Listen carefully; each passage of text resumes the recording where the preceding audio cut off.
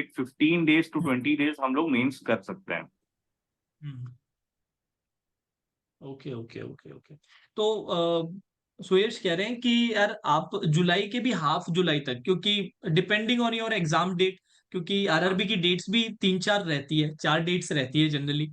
तो हाँ अगर आपका फर्स्ट वीक में ही आ रहा है, जैसे लेट्स सपोज कि आपका 3 अगस्त को ही पड़ गया या 4 अगस्त को ही पड़ गया, तो आप मिड जुलाई तक तो कर ही सकते हो। अब ये हुआ कि आपका अगस्त के भी सेकंड वीक में पड़ रहा है, तो थोड़ा सा उसको और एक्सटेंड कर सकते हो। वो हाँ बोल रहे हाँ 15 to 20 डेज वाला window, depending on your confidence level, pre का आपने कितनी ज्यादा पकड़। अब ऐसा है कि सर जबरदस्त लेवल का कॉन्फिडेंस है कि फोड़ ही रहे हैं सर प्री में, तो सारे मॉक्स ही आराम से, कोई डाउट ही नहीं है, तो आप 15 डेज तक भी इसको एक्सटेंड कर सकते हो। थोड़ा सा कम है तो 20 डेज तक, डिपेंडिंग ऑन कि प्री में आपको कितना कॉन्फिडेंस है।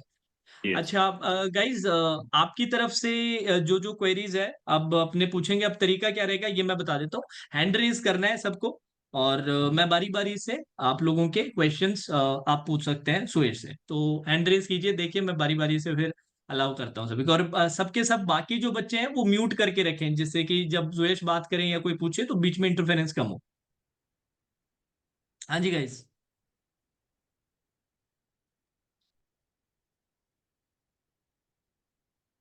किसी की तरफ से दिख नहीं रहा, क्या सवाल नहीं है क्या, या हैंड रेज का मेरे को दिख नहीं रहा है? एक मिनट, चैट ओपन करते हैं। चैट के थ्रू पूछना चाहो तो वो भी पूछ सकते हो गाइस, अगर ऑकवर्ड फील कर रहे हो कि सर बोलने में, वीडियो में ओपन करने में थोड़ा सा ऐसे हिचकिचाहट होती है, तो चैट के थ्रू भी पूछ सकते हो। नहीं तो फिर मैं अपने ही जनरल क्वेश्चंस पूछूंगा, क्योंकि मौका है आप लोगों के पास। हैंड रेज कहाँ से होगा? अच्छा, इसका ऑप्शन नहीं मिला, कोई बात नहीं, आप चैट में, हाँ हैंड रेज कर लिया ना अनिल ने। अनिल का सवाल है, एक बार जल्दी से अनिल अपना अनम्यूट कर लीजिए और अपना सवाल सुयश से पूछिए।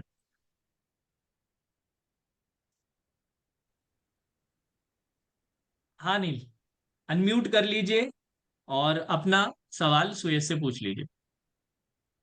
अच्छा, चैट के थ्रू आप पूछेंगे, चलो चैट की तरह पूछिए, यस तब तक मैं शशि ने एक सवाल पूछा है कि सुयश आपका डेली रूटीन क्या रहता था यार? सर, जैसे मैं मॉर्निंग पर्सन नहीं था तो मैं अच्छा नाइट में स्ट्रेच करता था पढ़ाई को। तो अच्छा। मैं सबसे पहले दिन का तो पहले वन 1.5 1:30 1.5 to 2 hours मैं करंट अफेयर्स को जरूर देता था। मतलब अगर 9:30 से मैं स्टार्ट कर रहा हूँ तो 11-11:30 तक मैं डेली करंट अफेयर्स को तो दूंगा ही। उसके बाद फिर सीधे मैं एक मॉक सेशन लगाऊंगा प्री का। एक मॉक लगाया मैंने, उसको हाफ एन आवर मैंने एनालाइज किया। उसमें टाइम नहीं लगता है ज्यादा। उसके बाद फिर अपने आ जाएंगे मेंस के क्लासेस पे। मेंस के क्लासेस पे आ जाएंगे कहाँ? यूट्यूब पे क्लासेस। जनरली सर मैं रिकॉर्डेड करता था। एक दिन पहले का रिकॉर्डेड मैं नेक्स्ट डे करता था। तो रिकॉर्डेड सेशंस को मेंस के सारे कंप्लीट करने हैं, वो करते करते 3 से 4 बज जाते थे। फिर थोड़ा 1 घंटा अपना रेस्ट लिया, खाना खाया, रेस्ट किया। उसके बाद फिर शाम में मेरा रहता था कि 2 से 3 दिन के बीच में एक मेंस मॉक हमको लगाना ही है। क्योंकि सर मैंने जैसे पहले भी बताया था आपको कि मैं थोड़ा आरआरबी पीओ स्पेसिफिक ज्यादा था, कि मुझे बेयर मिनिमम हम्म ये आरआरबी पीओ जॉब तो चाहिए ही चाहिए। तो हम्म। उसको देख करके मैंने मॉक आरआरबी पीओ के बहुत मेंस मॉक लगाए हैं। तो अच्छा। मेंस मॉक मेरे सेशंस रहते थे अराउंड 5 to 7 या 6 to 8, 2 घंटे के रहते थे। वो पूरा मॉक और लाइव टाइमर के साथ, स्किप सबमिट किए हुए नहीं, पूरा टाइमर बेस्ड हम्म प्रॉपर हम्म सेटिंग 2 घंटे मेंस के मॉक लगाए। हम्म फिर उसके हम्म। बाद सर उसको एनालिसिस करने के लिए मैं नेक्स्ट डे छोड़ देता था। ठीक उस है। दिन फिर बाकी पेड क्लासेस जो होते थे उनके हम्म क्लासेस सॉल्व किया, या फिर हम्म रिवाइज कुछ कौन देखा कि मेंस में नहीं बन रहा है, फंस रहा है, तो उसका दोबारा कॉन्सेप्ट रिवाइज किया पेड हम्म बैच से। फिर रात में फिर अपना थोड़ा सा बैक टू अगेन थोड़ा सा सीए रिवाइज किया, या कुछ मिसेलेनियस हो गया जैसे कंप्यूटर हो गया, वो करता था। हम्म फिर वो करते करते फिर थोड़ा सा कॉन्ट्स कॉन्ट्स को मेरी थोड़ी वीक थी, तो हम्म। मैं कॉन्ट्स पे थोड़ा ज्यादा फोकस किया इस बार। तो कॉन्ट्स करते करते सर 1:30-2 बज जाते थे रात के, फिर मैं छोड़ देता था। हम्म। फिर वही मैं साढ़े अच्छा, नौ बजे सुबह थोड़ा लेट मैं सही। मेरी हैबिट है, मैं हम्म स्ट्रेच करके पढ़ता हूँ। मैं थोड़ा एकदम पैनिक मोड में नहीं पढ़ सकता, मेरे को थोड़ा स्ट्रेच आउट करना ज्यादा बेटर लगता है, कि मैं डिटेल्ड में करूँ तो स्ट्रेच करके करूँ, शॉर्ट मोड ऑफ टाइम में नहीं करूँ। जब तक मुझे हम्म। सेटिस्फेक्शन नहीं हो मैं तब तक करता था। बहुत बढ़िया, बहुत अच्छी चीज है ये तो। अच्छा, वैसे रफली अपने आवर्स कितने हो जाते थे डेली के? कितने घंटे पढ़ाई के हो जाते हैं? एग्जैक्ट तो नहीं, पर रफली अप्रोक्स। सर 8 to 10 तो होंगे ही सर। 8 to 10 तो होंगे, चलो हाँ बढ़िया है। हाँ। तो आई थिंक अनिल आपके सवाल का जवाब मिल चुका है। जो एक और सवाल किसी ने पूछा है आपका, सुयश कर इसका जीए का स्कोर पूछा है, आरआरबी में क्या जीए का स्कोर था, आरआरबी का ही बता दो। स्कोर सर की सोर्स? नहीं, स्कोर पूछा है या स्कोर, सोर्स पूछा है, सोर्स, सॉरी सॉरी, सोर्स पूछा अच्छा, है। दोनों बता दोगे सर, ऐसा कुछ नहीं। हाँ स्कोर मेरे थे सर, मैंने 21 अटेम्प्ट किए थे, तो 18.5 या 19 मार्क्स थे मेरे ठीक जीए है में। ठीक है। और हाँ हाँ। सोर्स मैंने दो दो फॉलो किए थे, एक अड्डा का फॉलो किया था और एक current affairs funda, video session होते हैं उनके यूट्यूब पे फ्री, उनका अच्छा पढ़ा अच्छा, था। ठीक है, यूट्यूब चैनल जो है करंट हाँ अफेयर्स हाँ फंडा। हाँ। Okay okay okay okay. ठीक है। अब और किस किस ने हैंड रेज कर रखा है, अनिल का तो हो गया, अनिल हटा दो यार, अब आपका हो चुका है डाउट। गौरव का एक सवाल है कि सर हम्म। माय क्वेश्चन, जैसे अर्थमेटिक में क्वेश्चंस नहीं बनते तो क्या पर्टिकुलर टॉपिक को रिवाइज करें या मिक्स ही प्रैक्टिस करते रहे, आपकी क्या अप्रोच रहती थी यार? अर्थमेटिक में बच्चे बहुत परेशान होते हैं, मेरे से तो सवाल ही सारे अर्थमेटिक के, रीजनिंग के कम पूछते हैं, अर्थमेटिक कैसे करें वो ज्यादा पूछते हैं। और कभी भी सर टॉपिक वाइज मेरे हिसाब से नहीं पढ़ना चाहिए। हाँ, टॉपिक वाइज आप कॉन्सेप्ट रिवाइज जरूर कर सकते हैं, लेकिन हमेशा सेट में प्रैक्टिस करना चाहिए, क्योंकि उससे ओवरऑल रिवीजन होती है। अब जैसे कि मेंस मॉक्स हमने लगाया, बहुत सारे क्वेश्चंस का मैचअप मिला, बट अब पता चल रहा है कि हमारे एक दो क्वेश्चन हर बार उसमें फंस ही रहा है, मेरा वो टॉपिक वीक है, तो हम दोबारा जाके, जैसे मैंने बोला, मैं कॉन्सेप्ट रिवाइज करता था। मेरा मैंने जैसे मैं ये कभी नहीं किया कि एक बार मैंने बेसिक बैच देखा तो उसको बार बार रिपीट कर रहा हूँ पूरा देखने के लिए। मतलब साल भर मैं बेसिक बैच को ही रिपीट किए जा रहा हूँ, हर महीने बेसिक बैच आ रहा है तो उसको पढ़ते जा रहा हूँ, नहीं।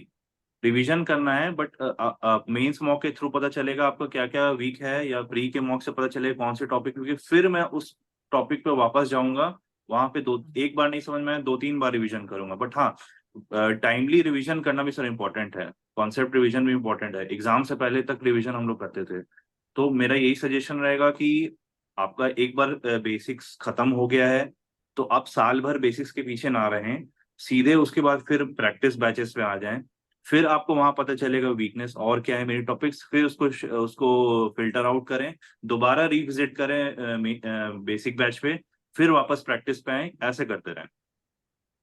चलो ठीक है गौरव, काफी डिटेल में सुयश ने बताया, आई होप आपका जो क्वेरी है वो रिजॉल्व हो गया हो। अर्कबरना पूछ रहे हैं कि sir I am having some trouble with mains DI, would appreciate any suggestion to improve quant section in mains. तो मेंस डीआई के लिए अब सजेशन मांग रहे मेंस हैं आपसे। मेंस डीआई में अब वो है कि अब फिगर वाली डीआईज की आप बात करो या फिर अर्थमेटिक के जो डीआईज के सेट आते हैं वो, क्योंकि आजकल ज्यादातर अर्थमेटिक के डीआईज के सेट ज्यादा आ रहे हैं। तो जैसे मैंने सर मेरी थोड़ी वो फिगर वाली डीआईज वीक थी मेंस की, क्योंकि वो थोड़ी लॉजिकल डीआईज होती थी, तो मेरा लॉजिकल उतना स्ट्रांग नहीं था। तो मैंने थोड़ा सा अर्थमेटिक के ऊपर ज्यादा फोकस करा था। हाँ, अर्थमेटिक के ऊपर ये फोकस करते कि सारे टॉपिक्स मैंने करे थे, कोई टॉपिक्स छोड़े नहीं थे। जैसे इस साल सर मैथ्स में एसबीआई में प्रोबेबिलिटी की डीआई आ गई थी, और लॉजिकल डीआई इतनी हार्ड आ गई थी कि किसी को कुछ समझ नहीं आया, लेकिन जो लोगों ने प्रोबेबिलिटी मिस करा उनके लिए तो 0 अटेम्प्ट इवन थे, लेकिन जिन्होंने प्रोबेबिलिटी बेसिक भी पढ़ के गए उनके लिए 5 नंबर फ्री गए थे सर हाँ बिल्कुल। एसबीआई क्यूज में। तो मेरा हम्म, ये सजेशन रहेगा कि आप ठीक है, लॉजिकल डीआईस भी आप प्रैक्टिस कर रहे हैं तो यूट्यूब पे भी बहुत सारे हैं, बट अर्थमेटिक के डीआईस के कैसलेट उसको ना छोड़ें, क्योंकि आजकल इनकी ज्यादा वेटेज है, तो जनरली अर्थमेटिक सेट्स के ज्यादा आपको वेटेज देंगे मार्क्स। चलो good good good good good.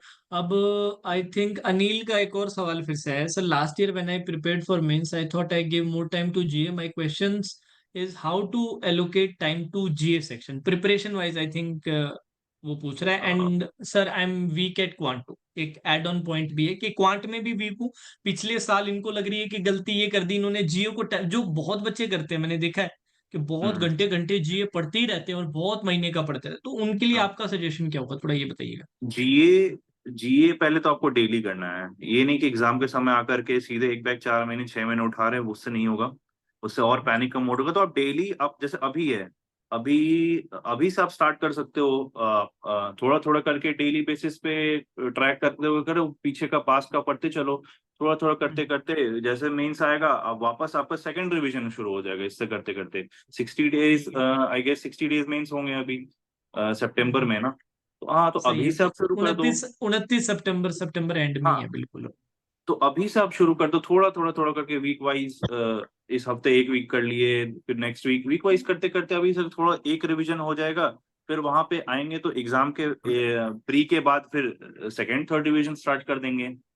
और क्योंकि एग्जाम के बाद तो सिर्फ मेंस ही करना है, तो वहां पे हम्म। आपके लिए और इजी हो जाएगा, और मेंस मॉक और मेंस क्लासेस और जीए रिवीजन बस। तो अभी से शुरू करते हैं। ओके ओके ओके, तो आई थिंक अब अगला सवाल विवेक कुमावत का है। वो पूछ रहे हैं कि सर इंग्लिश में एरर्स में कॉन्फिडेंस नहीं आ रहा। बेसिक कंसेप्ट सब क्लियर है, पर जब हम्म। मॉक अटेम्प्ट करता हूं तो बहुत मिस्टेक्स हो जाती है। तो हम्म। एरर्स की क्या अप्रोच होनी चाहिए? एरर डिटेक्शन की अगर बात करें तो मेरे हिसाब से सबसे पहले तो एरर डिटेक्शन अटेम्प्ट नहीं करना चाहिए। पहले आप अच्छा। उसके, हाँ, क्योंकि क्योंकि पहले आप एरर डिटेक्शन में ही टाइम दे दोगे, थोड़ा सा वहां पे कॉन्फिडेंस नहीं आएगा, आप थोड़ा पैनिक कर जाओगे, तो आपके पेपर अटेम्प्ट खत्म खराब हो सकते हैं। तो उससे पहले आप बाकी मिसलेनियस करें, फिर आप पैसेज करें, उसके बाद एरर डिटेक्शन पे आएं। और जनरली क्या होता है सर, इंग्लिश में अब फुल एक्यूरेसी बहुत मुश्किल होती है।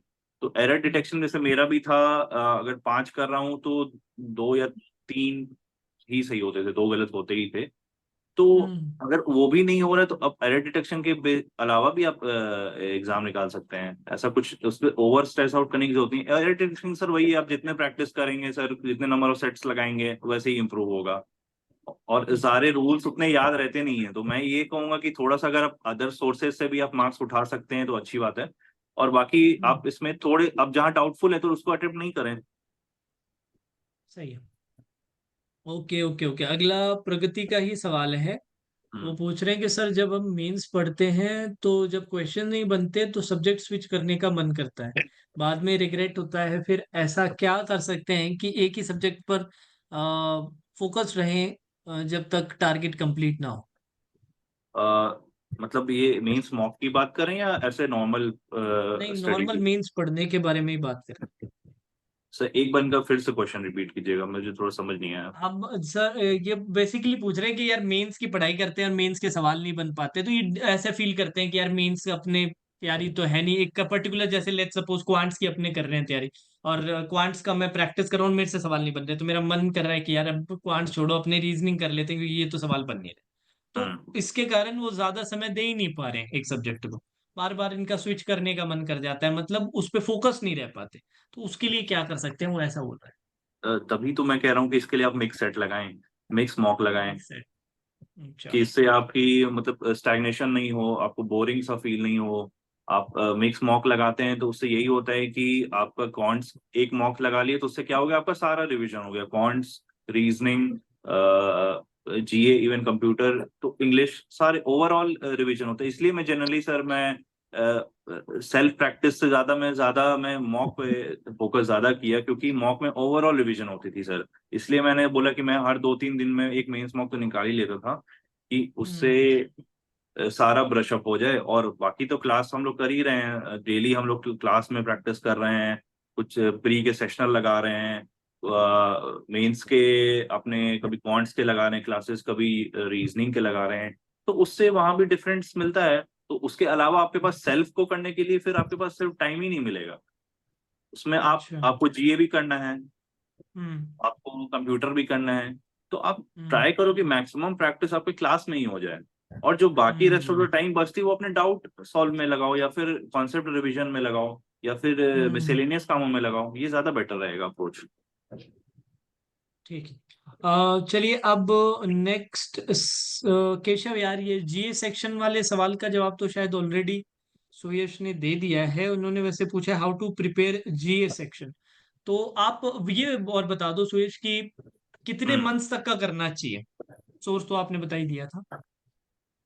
लेट से अगर एग्जाम सर 29 सितंबर को है ना, हाँ जी, हाँ जी। तो सितंबर तो पूरा आपको कवर करना ही पड़ेगा। सितंबर कवर करना पड़ेगा, और उससे बैकडेट और 4 मंथ्स ऐड कर लो, 4 to 5 मंथ्स। तो ठीक है। जनरली 5 to 6 मंथ्स सर करना ही पड़ेगा। ठीक है। तो इतना बता रहे हैं, सुरेश का कहना है 5 मंथ्स का अच्छे से करके जाओ, बढ़िया हाँ। से इन डिटेल करके जाओ।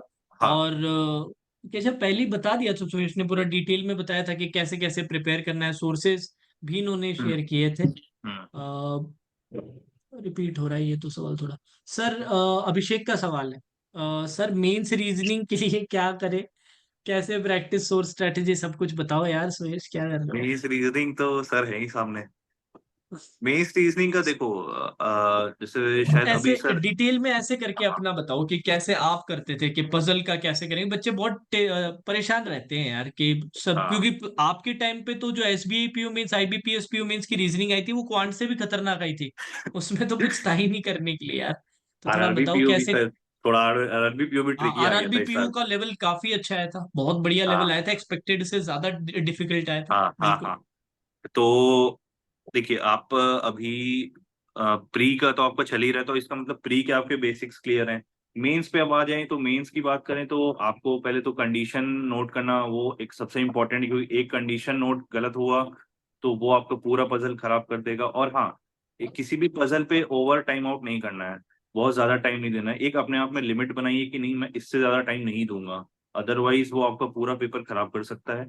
और आप पहले आप मार्क फॉर रिव्यू बटन का ऑप्शन का यूज कीजिए ना। आपको जहां लगता है आप देख लीजिए, पहले पूरा पेपर 2 मिनट देख लीजिए, उसके बाद देखें कि ये फिजिबल लग रहा है मेरे को करना, ये लग रहा है, उसके बाद मैं उस पर विजिट करूंगा। मैं सीधे स्टार्ट पेपर के ही एकदम शुरू में नहीं लग जाऊंगा कि यही क्वेश्चन मेरे को करने हैं। तो आप पहले फिल्टर आउट करें, उसके बाद फिर आप देखें कि कौन सा छोटा है, या मैं ये इस पे ज्यादा कॉन्फिडेंस में वो कर सकता हूँ, तो उसको आप पहले पेपर अटेम्प्ट करें, उस क्वेश्चन को पहले सॉल्व करें पजल। और अब सर ऐसा हो गया कि अब तो क्रिटिकल रीजनिंग वगैरह इन और मिसलेनियस क्वेश्चन का, नहीं, क्रिटिकल रीजनिंग का वेटेज थोड़ा ज्यादा बढ़ गया है। पिछले साल तो मिसलेनियस खत्म ही हो गया था, तो मैं ये भी सजेस्ट करूंगा कि for your safety, for your backup, आप क्रिटिकल रीजनिंग जरूर करें, क्योंकि उस एग्जाम प्रेशर पॉइंट में पजल करना बहुत मुश्किल हो जाता है। तो मान लीजिए अगर आप पजल्स नहीं हो पा रहे तो आप उससे उसको बैलेंस कर सकते हैं। रेगुलर मेंस के आप 1 से 2 से 3 सेट तो वो क्लासेस से आप लगा ही सकते हो। जैसे अभी सर मेंस का यूट्यूब पे चलता ही है सर का M3 सेशंस, वहां से आप प्रैक्टिस कर सकते हैं। और अगर आप पेड स्टूडेंट है तो सर की तो बैचेस हैं ही, तो आप वहां से डेली प्रैक्टिस करें और मॉक में लगाएं। और फिर क्रिटिकल रीजनिंग को मैं यही सजेस्ट करूंगा सर, वो सेवियर था लास्ट ईयर, तो क्रिटिकल रीजनिंग को भी आप कवर करके चलें। ठीक है। तो अभिषेक, आई थिंक सुरेश ने डिटेल में आपके सवाल का जवाब दे दिया। प्रगति ने फिर से सवाल पूछा है कि सर अगस्त से प्री एग्जाम स्टार्ट हो रहे हैं, तो प्री एंड मेंस को कितना टाइम दें। मतलब वो हाँ वैसे बोल रहे हैं कि अभी हम प्री को कितना परसेंट टाइम दें और मेंस को कितना परसेंट टाइम दें। जैसे लेट सपोज, क्योंकि बच्चा 10 आवर्स पढ़ रहा है, 10 घंटे का उसका स्टडी आ रहा है, तो कितना घंटा प्री को होना चाहिए और कितना घंटा मेंस का होना चाहिए उसका। सर ये इनका फर्स्ट ईयर ऑफ प्रिपरेशन है या ये पहले से प्रिपेयर कर रहे हैं? आप प्रगति ये थोड़ा सा ऐड कीजिएगा कि आप प्रिपरेशन वाइज कहाँ स्टैंड करते हो, तो इस सवाल को अपने फिर से विजिट कर लेंगे। तब तक विवेक का देख लेते हैं। सर प्री 90% क्लियर है और मेंस में अभी बहुत कुछ सीखना बाकी है। ओके, इतना टाइम सफिशिएंट है क्या कि एसबीआई पीओ निकल जाए, या नवंबर तक आने वाले एग्जाम्स जीए मेरे अप्रैल से क्लियर है, बैंकिंग अवेयरनेस क्लियर है। तो ये पूछ रहे हाँ हैं कि प्री तो इन्होंने काफी हद तक कर लिया है, पर मेंस में अभी ये मान सकते हैं अपने अभी बिगिनर लेवल पे ही है। तो ये मान रहे हैं कि अभी वाले एग्जाम्स तो नहीं, हम्म, पर रियलिस्टिक होते हुए ये कह रहे हैं कि नवंबर तक जो अक्टूबर नवंबर तक जो एग्जाम्स होंगे तब हम्म। तक क्या मैं तैयार हो जाऊंगा, क्या मेरी प्रिपरेशन तो तैयार हो जाएगी। थोड़ा शेयर करें उसमें सुयश। जैसे SBI PO मेंस की अगर आप बात कर रहे हैं तो वो सर दिसंबर में होती है, शायद दिसंबर टू जनवरी। हम्म। उसमें अभी बिल्कुल। यही आपके पास 5 to 6 मंथ आराम से हैं। तो आप क्या कर सकते हैं कि अगर आपको प्री में कॉन्फिडेंस है, आपको 90 परसेंटाइल प्लस हमेशा आ जा रही है, कभी कभार ही मिस्टेक्स हो रही हैं, तो आप क्या करें कि दिन का एक प्री का मॉक तो जरूर निकालें। प्री का टच नहीं छोड़ना है, क्योंकि अभी एग्जाम भी पास में है तो पहले आपको प्री ही आपको पास कराएगा। तो आप प्री का टच अभी नहीं छोड़ सकते। और मेंस रही बात, तो फिर आप मैक्सिमम टाइम फिर मेंस को दीजिए, वो आपको बिल्कुल। बेनिफिट हर एग्जाम में करेगा। और प्री का आप हम्म। 1 से 2 मॉक तो निकाल ही रहे हैं आप, और जैसे कभी कभार लाइव मॉक्स भी आ जाते हैं, लाइव मॉक्स भी दीजिए। तो उससे क्या है, आपका प्री का टच भी नहीं छूटेगा और मेंस का आपको ज्यादा फोकस है। और 4 to 5 6 मंथ्स किसी भी कॉन्सेप्ट लर्न करने के लिए, प्रैक्टिस करने के लिए बहुत सफिशिएंट टाइम है सर। हम्म। मोर देन सफिशिएंट है विवेक, बहुत टाइम है, क्या बात कर रहा है, हाँ एकदम परफेक्ट हो जाएगा। तू बढ़िया से तैयारी करेगा, एकदम रेडी है। मैं तो बोल रहा हूँ हाँ नवंबर तक के भी इंतजार करने की तो जरूरत नहीं, उससे पहले वाले भी निकाल लेगा अच्छे से करेगा तो। हाँ अच्छा, अब प्रगति ने अपने पॉइंट में ऐड ऑन किया, उससे पहले गाइज आपको कोई भी सवाल पूछना है चैट सेक्शन का आप इस्तेमाल करें, अपने सवाल पूछें। मुझे दिख रहा है महिमा ने पहले हैंड रेज किया था, आई थिंक 2-3 बच्चों ने और किया था, तो आप चैट सेक्शन में अपना सवाल लिख सकते हैं। प्रगति ने ऐड किया है सुयश कि प्री हम्म। सारे क्लियर हो जा रहे हैं, मेंस हाँ। में 5 to 10 मार्क्स से रह जाती है, मतलब कट ऑफ से 5 से 10 मार्क्स का अंतर रह जाता है इनका। हम्म। दैट मीन्स सर इनकी प्रिपरेशन अच्छी है, इनको बस थोड़ी सी और ब्रशअप करने की जरूरत है। प्री इनका वही, इनका डेली एक एक या एक से दो मॉक चलेगा, प्री का तो चलेगा ही, प्री का टच मैं कभी नहीं कहूंगा छोड़ने के लिए। और मेंस पे बिल्कुल ज्यादा फोकस करने को कहूंगा, मेंस को इनको बस कहूंगा कि आप वीक में दो मेंस का मॉक निकालें और क्लासेस करें, ये ज्यादा बेटर रहेगा। बिल्कुल बिल्कुल बिल्कुल एग्जैक्ट बताया प्रगति, बिल्कुल एग्री करता हूँ मैं, ये फॉलो करो यहाँ। सौरभ ने सवाल पूछा है, सर प्री मेरे 2 बार क्लियर हुए हैं मेरे, बट मेंस क्लियर नहीं हो रहा है, तो सर प्री मॉक से सफिशिएंट होगा? मतलब प्री हाँ। इन्होंने पिछले साल आई थिंक 2 एग्जाम्स क्लियर किए होंगे मोस्ट प्रोबेबली, शायद हम्म। ये यही बोल रहे हैं। हम्म। और हम्म। मेंस इनका पिछले साल क्लियर नहीं हो पाया था प्री क्लियर होने के बाद, तो अभी प्री के लिए जैसे ये सिर्फ मॉक्स दे तो सफिशिएंट रहेगा क्या? तो हाँ सर, क्या कहना प्री है आपका इस मेरे हिसाब से सर, प्री इनका अगर लास्ट ईयर का प्री इन्होंने निकाला है तो लास्ट ईयर के प्री भी बहुत टफ थे पे? कंपेरेटिवली। तो दैट मीन्स इनकी तैयारी अच्छी है और ये स्ट्रेस माहौल में वो प्री का वो प्रेशर झेल लेते हैं। तो दैट मीन्स प्री का इनका सही है, इनको बस प्री का मॉक पे लगाने की जरूरत है, बाकी आप मेंस पे ज्यादा फोकस करें। मैंने बोला जहाँ मेंस की प्रॉब्लम आती है, कॉन्सेप्ट रिविजन, मॉक और क्लासेस, यही तीनों काम करेंगे। कॉन्सेप्ट जितनी बार आप रिवाइज करें उतना बेटर होगा आपके लिए। बिल्कुल बिल्कुल बिल्कुल। तो सौरभ, आपने सुन लिया सुयश का सजेशन। नेक्स्ट अपने शशि पूछ रहे हैं कि मेंस के पहले फिक्स होके चलना है, मैं इतना अटेम्प्ट करूंगा या नहीं? मतलब वो बोल रहे हैं कि पहले से आपको एक प्री कंसीव्ड नोशन के साथ जाना है कि यार मैं इस सब्जेक्ट में इतना अटेम्प्ट करूंगा मेंस के अंदर, इसमें इतना करूंगा, इसमें खुद को क्या ये टारगेट लेके चलना चाहिए क्या पेपर जाते टाइम कि यार मेरे को 10 क्वेश्चन क्वांट्स के करने हैं या 15 रीजनिंग के करने हैं? आप इसके बारे में क्या नहीं कहेंगे? नहीं नहीं नहीं सर, लास्ट ईयर भी हम लोग के साथ ऐसा ही हुआ था कि हम लोगों ने एक माइंडसेट रखा था कि अगर आरआरबी पीओ प्री निकालना है तो you should have marks more than 60 plus होनी चाहिए, 65 के अराउंड अटेम्प्ट होने चाहिए। बट सरप्राइजिंगली लास्ट ईयर का आरआरबी पीओ का प्री भी बहुत टफ आ गया था, जिनके जहाँ पे लोगों के अटेम्प्ट 50 तक नहीं पहुंच पा रहे थे। तो लेकिन स्टिल अगर जिन्होंने वहां पे अगर काम माइंड रख करके अगर डिसेंट सा भी हार्ड शिफ्ट में परफॉर्म कर लिया तो भी उनके प्री क्लियर हो जाएंगे। तो इसमें ये प्री कंसीव नोशन कभी नहीं लेके चलना चाहिए कि फिक्स मेरे को इतने अटेम्प्ट करने ही करने हैं, नहीं तो वहां पे एग्जाम में अनड्यू प्रेशर होगा ही होगा कि पेपर में नहीं फंस रहा है, इतने मेरे रीजनिंग में मैंने 32 बनाने थे नहीं बन रहे हैं। उससे क्या होगा कि आगे वाला सेक्शन भी खराब होगा। तो कभी भी प्री कंसीव नोशन लेके नहीं चलना चाहिए। वो सब डिपेंड करता है सर अब एग्जाम का लेवल, क्योंकि अब हाई होते जा रहा है, तो अब एग्जाम का पेपर बहुत डिफिकल्ट हो रहे हैं। तो आप कभी भी आप मॉक देंगे तो मॉक में आप सोचेंगे कि मॉक में मेरे इतने अटेम्प्ट हो रहे हैं, इतने मेरे को अटेम्प्ट लेकर के एग्जाम हॉल में जाना ही है, इतना करना ही है। ये कोई नेसेसरी नहीं है, आज की डेट में तो मॉक से ज्यादा हैवी एग्जाम हो रहे हैं। क्योंकि पहले उल्टे थे कि मॉक्स हैवी आते थे और एग्जाम इजी आते थे, बट अब उल्टा हो चुका है टोटल सीन। तो आप पहले से कुछ भी सोच के ना जाएं अपना। अब यही आप बस आप अपने आप को रेडी रख लो कि भाई एग्जाम जैसा भी आएगा अपने को शांत रह के करना है और बेटर फेस द ठीक है। रियलिटी। वो आप मान के चलो कि एग्जाम टफ आएगा ही आएगा, पहले से मान के चलो आप। बिल्कुल। विवेक ने आपके वाला ही सवाल वो उठाया, आपका ने अभी अभी जो पॉइंट उठाया, सर क्या एग्जाम्स लेवल से हायर लेवल के मॉक्स देने चाहिए? मतलब जो एग्जाम का एक लेवल होता है उससे ऊपर के लेवल के मॉक्स देने चाहिए? इस पे आपका क्या कहना है? अब ये लेवल तो हम लोग डिसाइड नहीं कर सकते सर, ये तो मॉक कंपनी बनाती हम्म, हैं। हमारा काम तो बिल्कुल उससे जो इनपुट लेना है उससे आउटपुट लेना है प्रैक्टिस का, वो हमारा काम हो सकता है। हमें बस वेरिएशंस के पीछे जाने चाहिए। मॉक कंपनीज वगैरह सब अपने अपने तरह में वेरिएशंस देते ही हैं।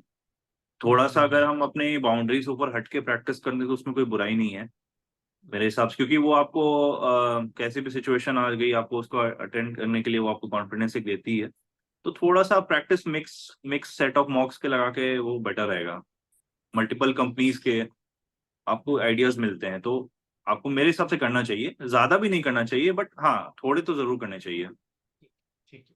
तो विवेक, सुयश का बेसिकली कहना है कि वेरिएशन होनी चाहिए अपने पास, हाई लेवल का भी अपने करें, अपने एग्जाम लेवल भी करें, दोनों करके करें, और बेस्ट ये रहे अगर अफोर्ड कर सकते हैं तो अलग हाँ। अलग मॉक्स खरीद के रखें, क्योंकि वो बनाने वाली जो टीम होती है वो एक मॉक की, तो वो सेम ही टाइप की उनकी थिंकिंग भी रहती है, तो सेम टाइप ऑफ क्वेश्चंस आते हैं, लेवल काफी सिमिलर हो जाता है। दूसरे का आपको देखते हो तो एक नए सेट ऑफ आपको प्रॉब्लम्स देखने को मिलते हैं, उनके हाँ। लेवल देखने को मिलते हैं। तो आप अगर अफोर्ड कर सकते हो तो डिफरेंट डिफरेंट का करो, और हायर लेवल का वो बोल रहे हैं कि कोई खराब चीज नहीं है यार, हायर लेवल के लिए आप प्रिपेयर्ड जाओगे तो वहां पर आपको सरप्राइज कम होगा। और पिछले साल सुयश वाले साल में तो आरआरबी पीओ प्री काफी डेंजरस आया था, आप कट ऑफ से ही देख लो कितना यस सर। 2023 के और 22 के कट ऑफ में कितना फर्क था, जहां और पर उसी में 60 क्या हुआ ना सर 62 कि, का। हाँ, एक हाँ और जी। चीज ऐड करूंगा कि सर उसी में जिसने डिसेंट थोड़े परफॉर्म कर लिए, नॉर्मल अटेम्प्ट्स रखे, एक्स्ट्रा ऑर्डिनरी अटेम्प्ट्स भी नहीं रखे, उनके देखिए आज फाइनल सिलेक्शन है सर, बिल्कुल बिल्कुल इवन मेंस बिल्कुल में भी। वो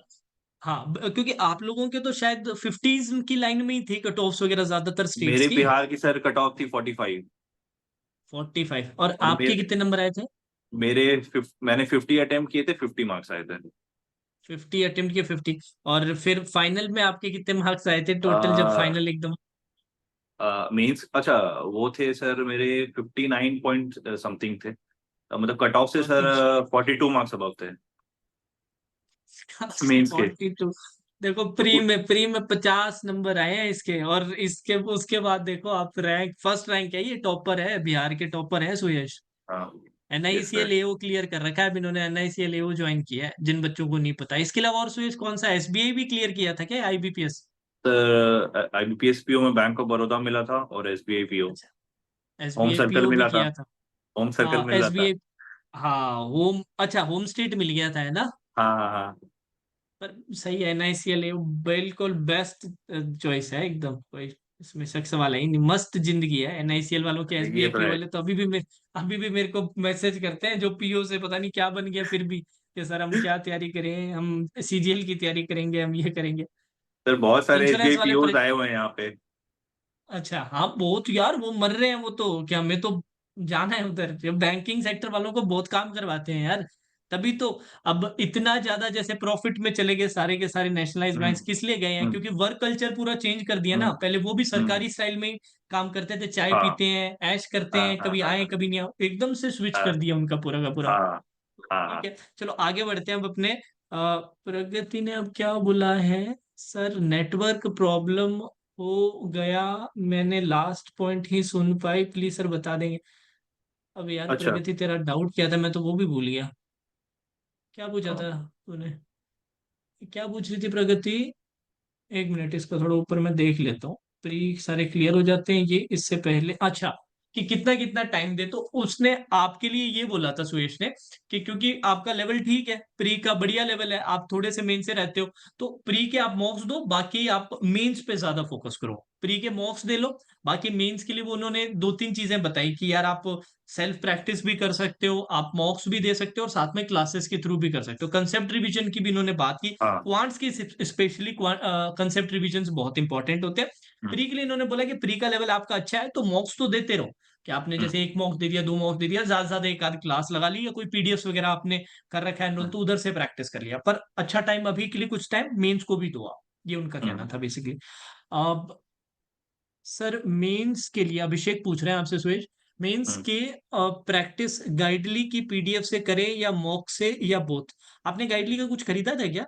गाइडली का सर आरआरबी पीओ प्री का प्री देने के बाद उसी दिन सेम डे जाके ले लिया मैंने मॉक, क्योंकि जैसे मैंने पता चला एकदम एग्जाम लेवल वो मॉक आया था सर, जो उसकी और इनका यार डिफिकल्टी। गाइडली का इस बार भी बच्चे मुझे कह रहे हैं कि गाइडली का सर मॉक बहुत मुश्किल है, तो मैं उनको बोल रहा था कि ऑल्दो मैं कह दूंगा, पर पिछली बार हाँ बच्चे कह रहे थे कि सर ठीक था जिन्होंने लिया, क्योंकि मुश्किल आया था काफी पेपर इसलिए। सर मैंने फिर उसके बाद जो लिया आईबीपीएस पीओ प्री का प्रैक्टिस के, एसबीआई पीओ का प्री।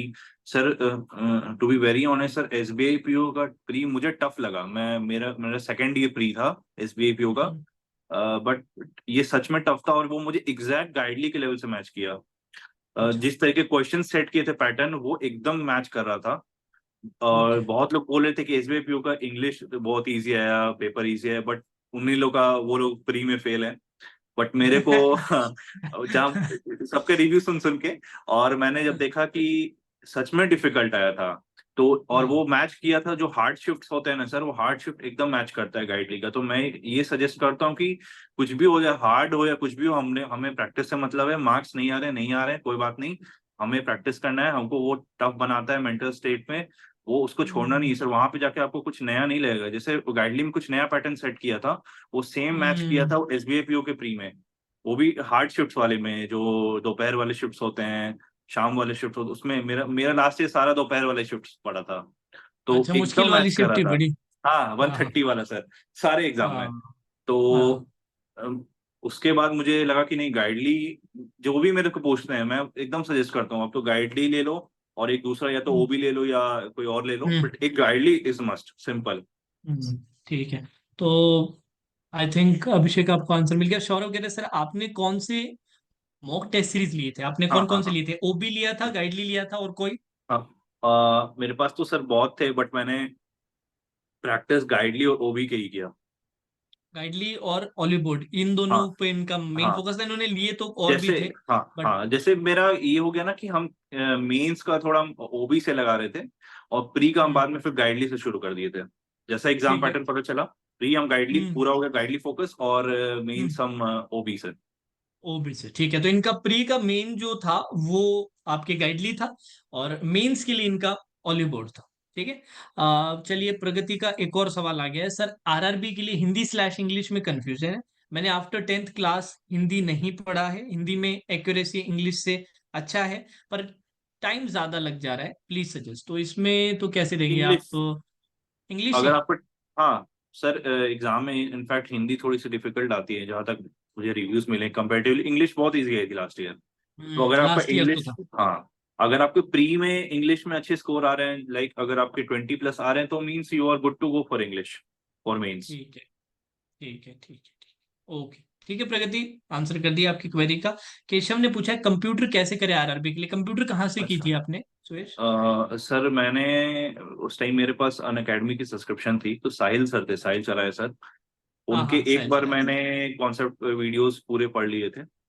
उसके बाद मैं सिर्फ उनकी पीडीएफ से रिवाइज किया हूँ, और ओके। फिर कुछ यूट्यूब के मैंने प्रैक्टिस सेशंस लगा लिए, बस। मेरा हम्म। कंप्यूटर सर बहुत स्ट्रॉन्ग सब्जेक्ट था, क्योंकि वो इजी है, अच्छा। तो मेरा मानना है कि इजी को और इजी बनाना चाहिए आपको, और उसमें मैंने थोड़ी सी करनी चाहिए, कि मान लीजिए अगर हम्म। जीए में आपका कम मार्क्स आ गया, तो वहां पे उसको बैलेंस आउट कर देता है। तो मेरे इस बार बिल्कुल कंप्यूटर में बिल्कुल 20 बिल्कुल। में 17 के आसपास नंबर थे। ओके ओके, तो तो बहुत आप बढ़िया साहिल सर नंबर को लाए। कर सकते हो, साहिल सर को कर हम्म। सकते हो, और प्रैक्टिस अरोरा एजुकेटर यूट्यूब, वहां से भी कर सकते हो। हाँ, ये काफी बच्चे सजेस्ट करते हैं, अरोरा एजुकेटर यूट्यूब जिनका चैनल है, काफी बच्चे हाँ हाँ। बताते हैं, उसमें हम्म। फ्री कंटेंट आपको मिल जाएगा। हाँ, प्रैक्टिस के लिए वो अच्छे हैं सर। अच्छा, चलो ठीक है। अब नेक्स्ट, ये इनका नाम नहीं आ रहा, सिर्फ मोबाइल का मॉडल और नेम आ रहा है, Xiaomi करके 22 ऐसे करके। गुड मॉर्निंग सर, मुझे बस जीए समझ नहीं आ रहा कैसे कवर करूँ, कुछ ना कुछ छूट ही जा रहा है। ये सबके प्रॉब्लम होती है, क्योंकि जीए का सिलेबस बहुत वास्ट है, तो बच्चे हमेशा उसी डिलेमा में रहते हैं कि सर पता नहीं कुछ हो भी रहा है कि नहीं हो रहा। ऐसा लग रहा है कुछ हो रहा है और बहुत सारा छूट रहा है। तो इस प्रॉब्लम से कैसे टैकल करें? आप पहले तो ये सोचे नहीं कि कुछ छूट रहा है ऐसा अपने पे, तो वो डाउट वो होगा। बट अगर आप उसको रेगुलर बेसिस पे आप सारा पहले तो फॉलो अप करना शुरू कीजिए, रेगुलर बेसिस पे जीए पढ़िए। आप दो सोर्स फॉलो करें तो दोनों को रेगुलर पढ़ेंगे, और आप रिवीजन अब आप शुरू कर दीजिए अभी से, अभी से शुरू कर दीजिए आप दो, क्योंकि एग्जाम्स पहले आपको एटलीस्ट 2 to 3 टाइम्स आपको पढ़ने हैं। फिर आपको क्या करना है, एग्जाम के समय बहुत सारे मैराथन सेशंस आते हैं, वो मैराथन करेंगे, तो वहां से भी कंप्लीट होगा। फिर अभी आप बस रिविजन्स पे ध्यान दें 2-3 बार। आप सारी चीजों को आप नहीं कवर कर सकते, क्योंकि हर सोर्स का सर अलग अलग अपना होता है कवर करने का तरीका। तो इसलिए बेटर रहता है कि आप दो सोर्स फॉलो करें, और उसके अलावा आप उससे ज्यादा आप ना सोचें। तीसरे बस इनको आप रिविजन करें, और last at the moment of exam बहुत सारे मैराथन सेशंस होते हैं, बहुत सारे सर लोग मैराथन कंडक्ट करवाते हैं, तो आप उनका मैराथन वहां से करके रिवाइज कर लें। फिर आप बस मॉक पे, तो आप मेंस मॉक आएंगे अपने आप देखेंगे कि मेंस मॉक में मेरे मार्क्स बढ़ रहे हैं। जैसे अभी सर क्या हो कि आरआरबी पीओ में बहुत लोग जीए नहीं अटेम्प्ट कर रहे होंगे, क्योंकि वो लास्ट ईयर का मॉक अटेम्प्ट कर रहे होंगे, या फिर अभी भी जो नए मेंस मॉक आए होंगे, तो सर उसमें भी नहीं अटेम्प्ट कर पा रहे हैं, क्योंकि उन्होंने जीए रिवाइज नहीं करा, या जीए उन्होंने पढ़ना शुरू नहीं किया है, तो ऑटोमेटिकली मार्क्स कम होगा। तो इसलिए मेरा यही सजेशन रहेगा, आप पहले तो जीए आप डेली पढ़ें, और अब आप रिविजन मेरे करना शुरू कर दें अभी से ही। आप बहुत बेटर पोजीशन में रहेंगे, आप जब मेंस का टाइम आएगा ना, आपके ऊपर ज्यादा प्रेशर नहीं आएगा, आपको बस वहां पे फिर मेंस का मॉक और मैराथन सेशंस और रिविजन्स बस। और एग्जाम में फिर आपको क्या करना है ना, वही मार्क फॉर रिव्यू ऑप्शन में जो बोलता हूँ, मार्क फॉर रिव्यू बटन का यूज बिल्कुल करें। कभी भी आप फर्स्ट क्वेश्चन से ही अटेम्प्ट करना शुरू ना करें, जीए में जहां आपको लगता है कि ये लेंथी क्वेश्चन है, उसको आप स्किप करें उस टाइम। पहले जो डायरेक्ट क्वेश्चन है उसको करें, फिर लास्ट में फिर उसको रिवाइज करें, उसको फिर से वापस जाए वहां पे। फिर आप थोड़ा सा अपना अंडरस्टैंडिंग एलिमिनेशन मेथड लगा करके धीरे धीरे कुछ कुछ हल्का हल्का आपको याद आएगा, फिर आप वहां पे थोड़ा कैलकुलेटेड रिस्क ले सकते हैं। तो ऐसे आप करें।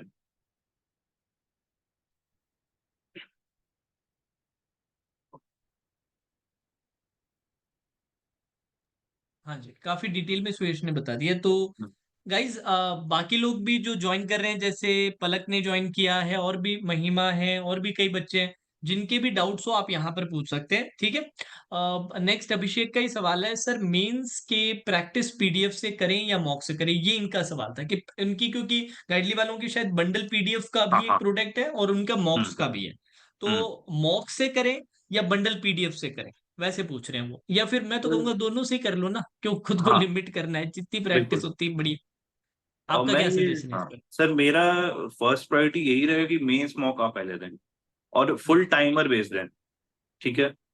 उसको आप प्रैक्टिस कर लिए, फिर वीकली बेसिस पे आप कभी भी उसके अलावा जैसे आप डेली मेंस तो लगा नहीं सकते, तो बाकी आप जैसे मेंस क्लासेस हो गया है उसके बाद भी आपको टाइम बच रहा है, तो आप पीडीएफ से थोड़े थोड़े जो आपके वीक टॉपिक्स हैं उसको वहां से प्रैक्टिस कर लें। जैसे सर मेरी कोडिंग डिकोडिंग थोड़ी वीक थी, इनपुट आउटपुट तो सर स्ट्रांग हो गया था, कोडिंग डिकोडिंग वीक थी, तो मैंने कोडिंग डिकोडिंग के बाद में प्रैक्टिस किए हैं, पीडीएफ से प्रैक्टिस किए हैं।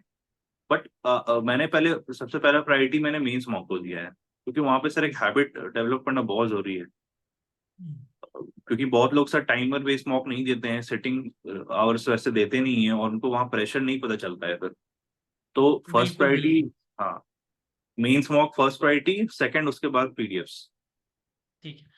वैसे इनके आई थिंक जहां तक मेरे को याद है, इनके बंडल पीडीएफ में टाइमर का भी ऑप्शन आता है कि आप सीधा पीडीएफ भी दे सकते हो, टाइमर के साथ भी दे सकते हो। तो मैं तो सजेस्ट करूंगा हाँ सुरेश वाली बात को ही आगे एक्सटेंड करते हुए कि पीडीएफ से भी दे रहे हो तो भी टाइमर वाले ऑप्शन बिल्कुल का बिल्कुल। इस्तेमाल करो।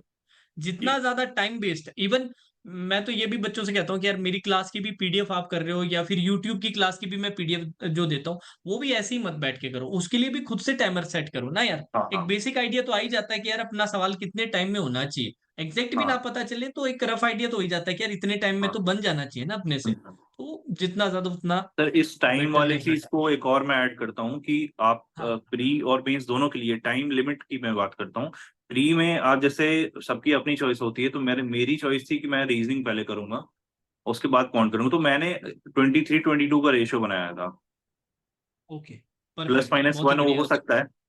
वो हम्म। एकदम स्ट्रिक्ट टाइमिंग फॉलो करना बहुत जरूरी है, क्योंकि 23, जैसे 23 मिनट्स मैंने रीजनिंग को दे दिया, मान लीजिए अगर आपका 22 पे हो गया तो आप 23 कौंट्स को देंगे।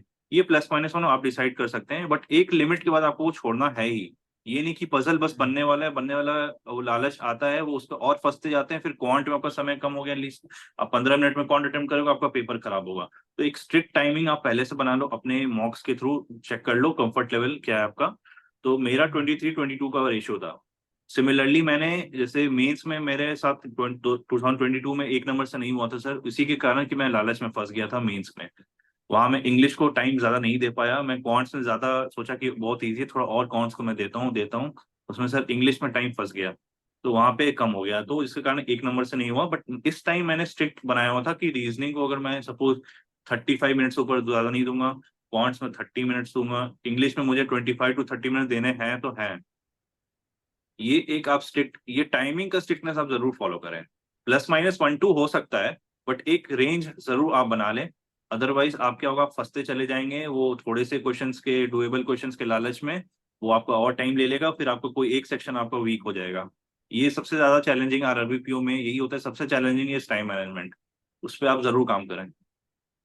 ओके, तो सुयश ने बहुत ज्यादा इंपॉर्टेंट पॉइंट गाइस आप लोगों को बताया, और इस पे आपको अमल करना है, इस पे एक्ट करना है, नहीं तो फिर सजेशन का फायदा ही क्या है और सेशन का क्या फायदा रहेगा, है ना। तो टाइम मैनेजमेंट सबसे ज्यादा इंपॉर्टेंट है। और यार सुयश, आपको, मेरे को नहीं पता आपको पता है कि नहीं, इस बार नोटिफिकेशन में एक एक्स्ट्रा पॉइंट ऐड किया गया है।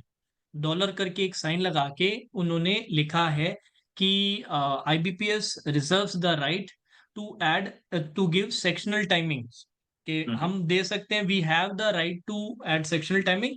और रिगार्डिंग दिस हम आपको बताएंगे जब हैंड अच्छा। आउट आपका रिलीज होता है ना, हैंड आउट हम्म। वाला जो हाँ एडमिट हाँ कार्ड से हाँ। थोड़ा साथ में ही या उससे जस्ट पहले ही जो हैंड आउट आता है, उस टाइम हम बताएंगे अगर हम ऐड करेंगे तो सेक्शनल टाइमिंग, तो प्री और मेंस दोनों के लिए बात। तो अभी से उस चीज पे फॉलो करें, 23-22 वाला रेशियो, सिंपल, आपको हाँ कोई टेंशन ही नहीं 23, है। बिल्कुल बिल्कुल एब्सोल्युटली, क्योंकि कुछ बच्चे मैंने देखे हैं जिनका क्वांट्स वीक होता है ना, तो वो ये सोचते हैं कि यार रीजनिंग में अपने सारा टाइम दे देंगे ना, उसमें ही लेंगे 35-40, फिर उसमें ही मैं, तो उनको मैंने ये बात बताई है कि यार कल को अगर सेक्शनल टाइम आ गया तो हाँ आप लोग तो बिल्कुल ही क्लियर नहीं करोगे एग्जाम, फिर तो चांस बिल्कुल, ही नहीं है आपका तो कुछ बैलेंस अप्रोच रखेंगे ज्यादा बेटर रहेगा सर, सब में से मार्क्स थोड़ा भी। थोड़ा फेच करेंगे तो वो ज्यादा आउटपुट देगा। बिल्कुल बिल्कुल एग्जैक्टली तो इसी कारण गाइज आज अपने प्लेटफॉर्म पे फ्री लाइव मॉक चल रहा है आरआरबी पीओ प्री का, जिसमें मैंने सेक्शनल टाइमिंग रखवाया है, क्वांट्स के लिए 23 मिनट्स, रीजनिंग के लिए 22 मिनट्स, इस तरह से डिवाइड करके इन लोगों को मैं प्रैक्टिस करवा रहा हूँ यार सुरेश। पिछले हाँ वीक भी सर। मैंने रखवाया था अपने प्लेटफॉर्म पे कि अपने तैयार कर ले, ना आए तो तैयार है ही सब, क्योंकि मॉक्स में हाँ तो अभी हाँ कोई हाँ। दे नहीं रहा, तो उनके थ्रू तो ही हम्म। जाता है। तो मेरा ये है कि यार थोड़े अपने कुछ मॉक्स के थ्रू उनको ये तो रहेगा, क्योंकि ये नई चीज तो है नहीं, सिर्फ आरआरबी में ही हाँ सेक्शनल हाँ। टाइमिंग नहीं होता, बाकी सब में तो 20 मिनट्स का होता ही है। तो कोई एग्जैक्टली। एलियन चीज तो है नहीं कि सर कभी किया हाँ। ही नहीं, है ना। हम्म। तो चलिए एक सवाल और आया है विवेक का, कि डिस्क्रिप्टिव राइटिंग अभी से स्टार्ट कर दूं।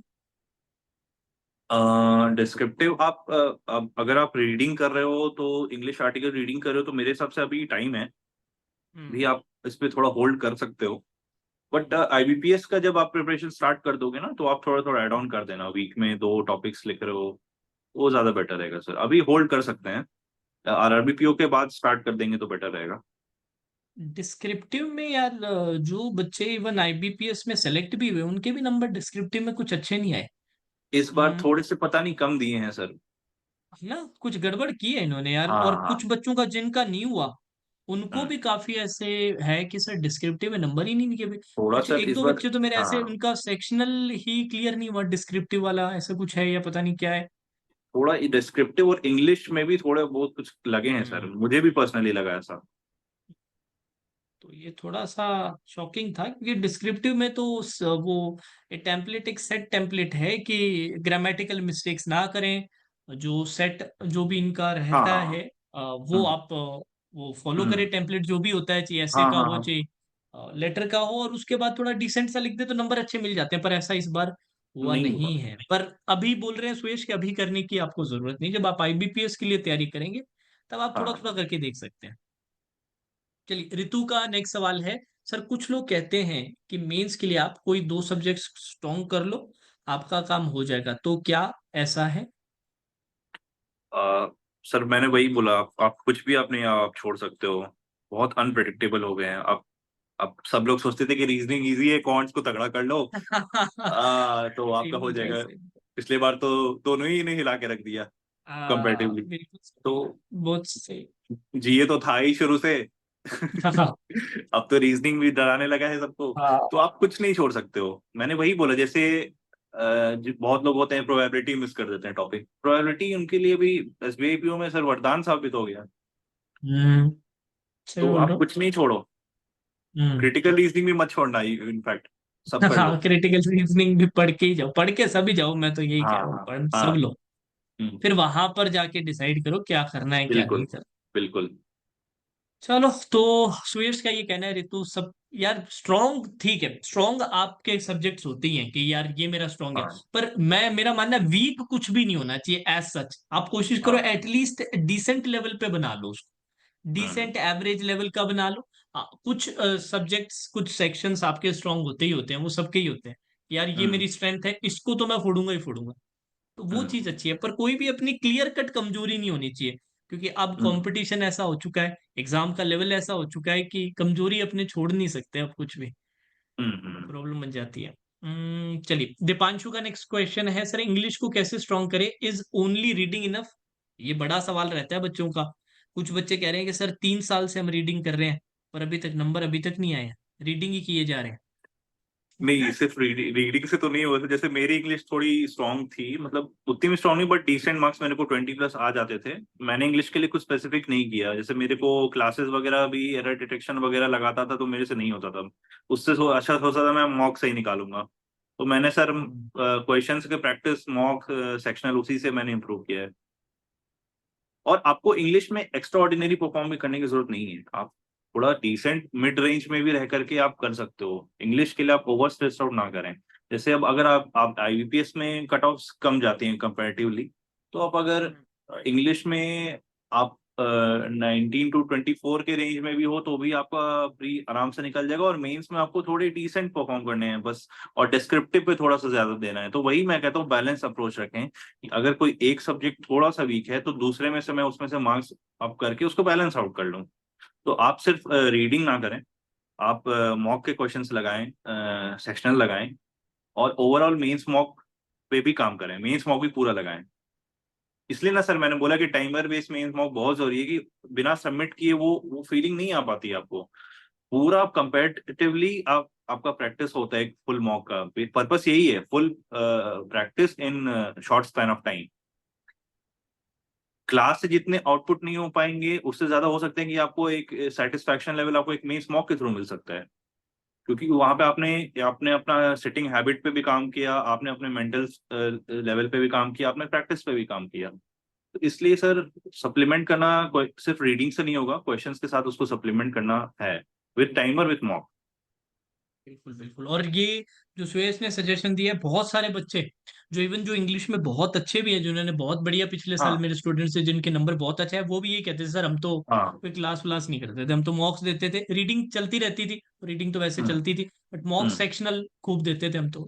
हाँ तो ये strategy tried and tested strategy आप लगा सकते हो, रीडिंग के साथ उसको हाँ। सपोर्ट करो विद मॉक्स, हम्म लॉट्स ऑफ हम्म। मॉक्स, ठीक है।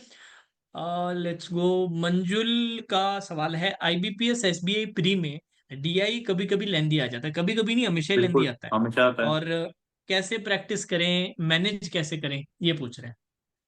नहीं, आप प्रैक्टिस तो आप करके जाओगे ही, सारे क्लास वगैरह मॉक से प्रैक्टिस कर रहे हो, बट एग्जाम में क्या होता था, मेरा अप्रोच रहता था कि मैं पहले मिसलेनियस पहले करता था। मैंने एक फिक्स सेट बना लिया था कि कुछ सेट ऑफ मिसलेनियस सर आने तो हैं ही, तो उनको ठीक है पहले करो, इजी पहले इजी वाले को उठाओ। उसके बाद फिर मैं डिसाइड करता था कि मैं डीआई पे स्विच करूं या अर्थमेटिक पे। अगर मेरे को डीआई छोटे लग रहे हैं तो मैं डीआई वहीं अटेम्प्ट कर देता था, अगर बहुत बड़े बड़े क्वेश्चन आ रहे हैं तो उससे ज्यादा पहले मैं अर्थमेटिक पे फोकस करता था, और लास्ट में एक या दो डीआई बन गए बस, काफी है। उस हिसाब से सर तो वो ये पेपर कर। हाँ। एक चीज और, ये स्पीड मैथ्स का आप कब अटेम्प्ट करते थे, मतलब स्पीड मैथ्स स्पीड, के लिए क्या रहता था?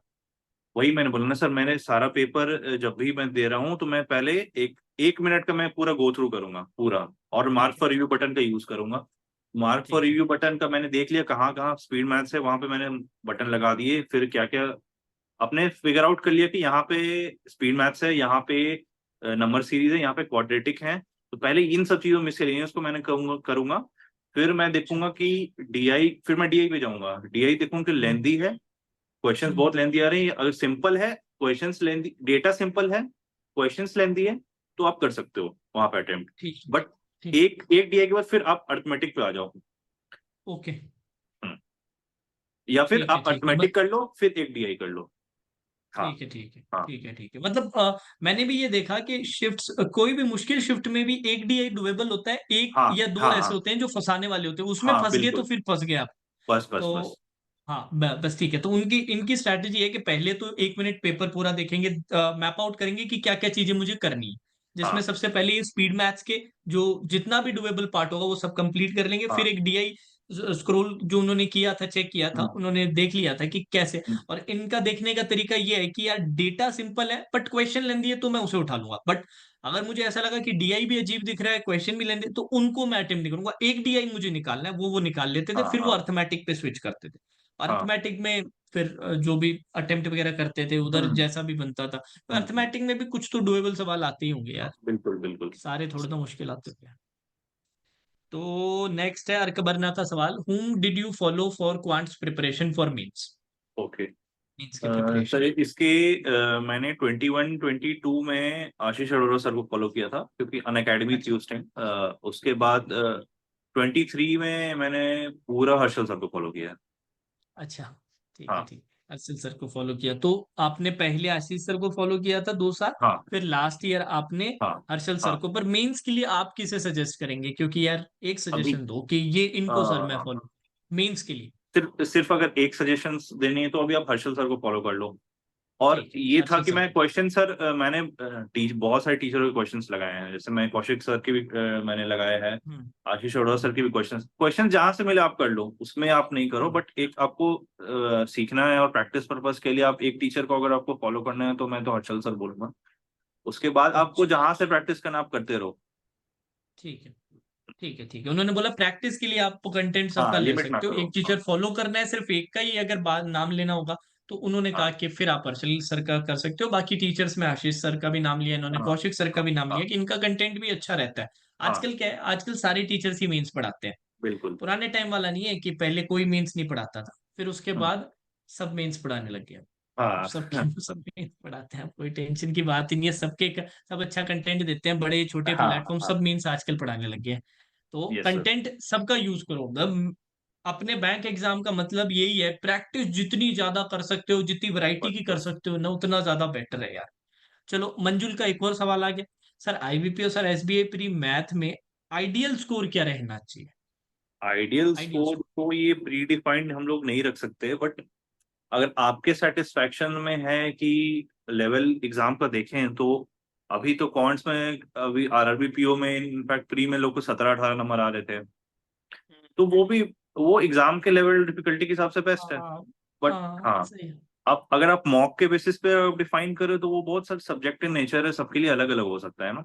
जैसे मेरे हम्म। कॉन्ट्स में थे कि कभी के सफिशिएंट मुझे लगता था कि मेरे को 20+ होने चाहिए, मैं उसके पीछे हम्म। पागल रहता था, बट एग्जाम में नहीं हुआ तो थोड़ा परेशान हो गया, बट फिर जब रिजल्ट देखा तो समझ में आ गया कि नहीं, वो इवन 17, 18, 19 भी आपका काम कर जाएगा।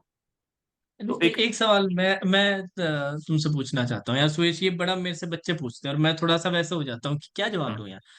क्योंकि मैं भी जब तैयारी करता था तो मेरे सारे मॉक्स में अच्छे नंबर नहीं आते थे, मेरे को याद है मैंने तो बहुत ज्यादा दिए भी नहीं थे। जब हाँ मैंने एसबीआई पीयू का एग्जाम दिया था, पर फिर भी मेरा हम्म एग्जाम बहुत मैंने अच्छा कर दिया था। ऑल्दो मेरे को उस टाइम लगा था मैंने एग्जाम बहुत खराब किया है, पर बाद हाँ में पता हाँ चला मेरे से भी खराब करके आए हैं बच्चे। तो हम्म अ, जैसे बच्चों के कुछ के जैसे वो मेरे को दो तीन स्कोर कार्ड भेजते हैं, एक में उनके 92 परसेंटाइल है, एक में फिर उनके 80 परसेंटाइल आ रखे हैं, एक में उनके ये नंबर है, एक में उनके वो नंबर है। तो वो भी थोड़ा वैसे रहते हैं कि सर हमारे कुछ मॉक्स में अच्छे नंबर आते हैं, कुछ मॉक्स में उतने अच्छे नंबर नहीं आ पाते, खराब भी नहीं तो उतने अच्छे नहीं आ पाते। जैसे मैंने आपको एग्जांपल दिया 92 परसेंटाइल एक में आया, एक में 95 आ गया, एक में एकदम से 81 परसेंटाइल ही आ गया उसका। तो हम्म। वो ऐसे कंफ्यूज हो जाता है बच्चा कि यार मैं सही कर रहा हूँ कि मैं खराब कर रहा हूँ, क्या मैं उस लेवल तक पहुंचा हूं नहीं पहुंचा। तो आपके स्कोर्स कैसे आते थे? सर ये मेरे साथ भी हुआ था, जैसे कि मेरे जो पेड मॉक्स थे उसमें एक एक टाइम के बाद सर एक कंसिस्टेंसी आ जाती है, आप एक ठीक है। रेंज में आने लगते हो, कितना भी आप बैड ठीक। परफॉर्म करो एक रेंज में आने लगते हो। तो मेरा रेंज था 90 के ऊपर तो आ ही जाता था। बट फिर कभी हम्म। कभार क्या होता था कि लाइव मॉक जो ऑलिव बोर्ड के हाँ। लाइव मॉक है वहां पे हाँ। गड़बड़ हो जाती थी कभी कभार, तो मैंने आपसे ही हाँ पूछा बिल्कुल। था कि सर हम्म। इवन आपका प्लेटफॉर्म को भी जो एक मुझे याद है आपने जो मॉक लाया था अपने प्लेटफॉर्म पे, हाँ। हाँ। लाइव मॉक, हाँ। वहां पे मेरा हाँ। एकदम से वो डाउनफॉल हुआ था। तो अच्छा। मैंने सर आपको शेयर किया था तो आपने बोला था नीड नॉट वरी, हाँ। ऐसी कोई बात नहीं है, एक कंसिस्टेंसी। और फिर मुझे भी पता है सर कि वो लाइव मॉक में वो फ्लक्चुएशंस हाँ। आएंगे। आई। तो आई। मुझे इतना पता था कि अपने ऊपर तो भरोसा था कि सर कंसिस्टेंट, आपको पता है कि आप कंसिस्टेंट हो, आपके मार्क्स आ रहे हैं 95 आ रहे हैं, हम्म। 94 आ रहे हैं, 3 आ रहे हैं, लेकिन एक रेंज में आपके आ रहे हैं। एक जगह हम्म। एक दो जगह फ्लक्चुएशन आपको मिलेंगे, तो हम्म। लेकिन थोड़ा डिसहार्टनिंग रहेगा, बट वो आपको एक रियलिटी भी फेस कराती है। बट हाँ, उससे हम्म। उतना भी ज्यादा उसको स्ट्रॉन्ग मतलब नहीं लेना कि एकदम खराब हो गया। बट आपको हम्म। फोकस रखना है अपने ऊपर, क्योंकि आप ला रहे हो, आप मार्क्स ला रहे हो, दैट मीन्स आप कहीं गलत नहीं हो। कुछ सिली हम्म। मिस्टेक्स हो गए या कुछ छोटे छोटे टाइम मैनेजमेंट इशू हो गया, कुछ एक गलत क्वेश्चन फंस गया या कुछ गलत कंडीशन नोट हो गई, इन सब के कारण होता है। तो ये सब होता हम्म। है सर। बिल्कुल बिल्कुल। तो हल्की फुल्की फ्लक्चुएशन को सोयश कह रहे हाँ हैं कि ज्यादा उतना मत दिया करो, आपको खुद को हाँ एक तो पता चल जाता है कि यार मैं कैसे कर रहा हूँ। और इतना ही लेना है तो आप एक मॉक का मत देखो, अपने लास्ट 8-10 मॉक्स का एवरेज देख लो। उससे हाँ आपको आइडिया लग जाता है कि आप कहाँ स्टैंड करते हो। अगर आपका एवरेज हाँ अच्छी साइड पे जा रहा है तो वो एक दो का उतना मैटर नहीं करता। और बिल्कुल। अब जैसे जैसे पेपर पास आता जाएगा, जनरली मैं देखता हूँ जब ज्यादा पास आ जाता है तो बच्चा और ज्यादा डाउनफॉल। एंशियस हो जाता है, पेपर उसका मॉक में परफॉर्मेंस थोड़ा गिर जाता है। तो हम्म। वो भी सुयश थोड़ा शेयर करो यार, क्योंकि बच्चों का भी वो सर टाइम आने वाला है। हाँ हाँ, आप कुछ नहीं, आप 2 मॉक लगाओ। कभी कभार हम्म। सर क्या होता था, मेरे साथ भी होता था, मॉक खराब हो गया तो गुस्सा आ जाता था, फिर तुरंत एक और मॉक लगा दिया। जब तक मॉक में मुझे 90% नहीं ठीक हुआ मैं मॉक स्टॉप ही नहीं करता था। वो एग्रेशन में थोड़ा हो जाता था। बट फिर अच्छा उसको अच्छा। बाद में मैंने सोचा एग्जाम के टाइम इसको हटा कंट्रोल करते हैं, जैसा भी आता था बस हाँ उसको मैं एनालाइज करके उसको ओवर थिंकिंग नहीं किया, ओवर थिंकिंग करना मैंने बंद कर दिया सर। हाँ, वो बहुत इंपॉर्टेंट है यार, बहुत हाँ डिफिकल्ट है एज एस्पिरेंट यार ओवर थिंक करना हाँ बंद करना, क्योंकि सबसे बड़ा जो बच्चों के लिए जो डिटरेंट रहता है, या एक तरह से बोले जो दुश्मन है, वो ओवर थिंकिंग है। वो बिल्कुल। सोचने उस लूप में चला जाता है कि यार मैं तो क्या होगा यार, मेरे तो ये नहीं हो हाँ रहा, फिर पेपर में मेरे से नहीं होगा, फिर मेरा सिलेक्शन नहीं होगा, फिर मेरा साथ वो सब वही हाँ। सोचता है। तो बस अपना ये था कि अपने को इतने 2 मॉक निकालने हैं एग्जाम से पहले, 3 वो आप करो, वो उसमें आप कुछ नहीं हाँ छोड़ना है पीछे, वो आप करो, मार्क्स जो आए आए आप एनालिसिस करो वहीं पे खत्म करो, उसके बाद सोचना ही नहीं है। बिल्कुल बिल्कुल बिल्कुल बिल्कुल एग्जैक्टली exactly। अब अभिषेक ने, नहीं विवेक ने पूछा, सर जब कभी मॉक्स में मार्क्स कम आते हैं या कोई एग्जाम में नहीं निकल पाता है तो आप स्ट्रेस कैसे मैनेज करते थे? जैसे हाँ। अपने हम्म। कैसे, आपका क्या स्ट्रैटेजी रहती थी यार? Stress management sir, pre pre की बात कर रहे हैं, मतलब कोई कोई भी एग्जाम नहीं निकल रहा है, ये फाइनल स्टेज पे या फिर इनिशियल स्टेज पे? नहीं, ये जैसे इन जनरल भी बता, अब पूछ रहे हैं कि जैसे मान लेते हैं कि कोई रिजल्ट आया मेरा, प्री का ही मान लेते हैं, जैसे प्री का आया और मैं मान लेते हैं मैं 1 मार्क से रह गया अपने स्टेट से। हाँ। तो अब मैंने जैसे आरआरबी पीओ प्री का एग्जाम दे दिया, मेरा रिजल्ट आ गया, पर अभी भी मेरे एग्जाम्स बाकी है। जैसे हम्म। आईबीपीएस क्लर्क बाकी है, आईबीपीएस पीओ बाकी है, SBI PO, SBI clerk, insurance के भी कुछ, आपकी ऑर्गेनाइजेशन की इस बार काफी संभावनाएं हाँ। हैं आने की, आप बता रहे थे। हम्म। तो मेरे एग्जाम्स काफी बाकी हैं, बट ये पहला ही एग्जाम मैंने दिया और उसमें मेरा फ्री नहीं हो पाया। तो अब मेरे लिए वो सिचुएशन आ गई है कि यार मेरे को खुद पे अब डाउट आने लग गया कि यार ये तो मेरा तैयारी तो बढ़िया थी, मॉक्स में मैं अच्छे नंबर ला रहा था, कट ऑफ वगैरह क्लियर कर रहा था, ये क्या हो गया? तो सर अब इसको मैं कैसे मैनेज करूं यार? ये सेम सिचुएशन सर मेरे साथ हुई थी 2021 में, जब फर्स्ट टाइम मैंने प्रिपरेशन शुरू की थी, तो मेरा सबसे पहला पेपर था लाइफ का SBI clerk, SBI clerk pre. उस टाइम हम्म। 81 कट ऑफ की थी, मेरे 78 आए थे। वो मेरा ओके। पहला नहीं निकला। फिर हम्म। दूसरा, फिर मेरा आरआरबी पीओ प्री था, वो भी 3 मार्क्स से नहीं निकला। बट हम्म। उसके बाद सर क्या हुआ ना, कि उसके बाद अभी टिल नाउ जितने भी मैंने प्री दिए हैं सारे निकले हैं। अरे तो वाह। ये था, मैंने थोड़ा सा बुरा लगा था, बट मैंने कभी भी सर प्रैक्टिस करना नहीं छोड़ा। थोड़ा सा हम्म। बुरा लगता है, वो 2-3 दिन लगता है, बट आपके पास इतने एग्जाम्स लाइंड अप रहते हैं ना कि आप उन सब चीजों पर ज्यादा ध्यान नहीं दे सकते। आप बस अपना प्रैक्टिस मॉक वगैरह पे ध्यान दो, आपका जब एक बार एग्जाम निकलने लगेगा ना सर, वो निकलते चला जाएगा, निकलते चला जाएगा, पता भी नहीं चलेगा। तो हम्म। आप इन सब, थोड़ा सा बुरा लगता है बट ठीक है, हम्म। उस पर थोड़ा टाइम दे सकते हैं, बट ज्यादा भी टाइम उस पर वेस्ट ना करें, 1-2 दिन ठीक है। आप अपने से बात करें, देखिए कहाँ गड़बड़ी हुई, क्या हुई, थोड़ा सा पेपर अटेम्प्टिंग स्ट्रेटेजी पे आप थोड़ा काम कर सकते हो। होता है सर, जैसे कभी कभार माइनर सा एक पेपर अटेम्प्ट खराब हो गया ना, तो आपका आपके मॉक में मार्क्स अच्छे आ रहे हैं क्योंकि वहां पे अटेम्प्टिंग स्ट्रेटेजी ठीक थी, एग्जाम में कुछ जाके आपने हल्का सा चेंज कर दिया या कुछ थोड़ा सा टफ आ गया, वहां पे पैनिक करके तो पेपर अटेम्प्ट खराब हो गया। वहां पे सर हाँ।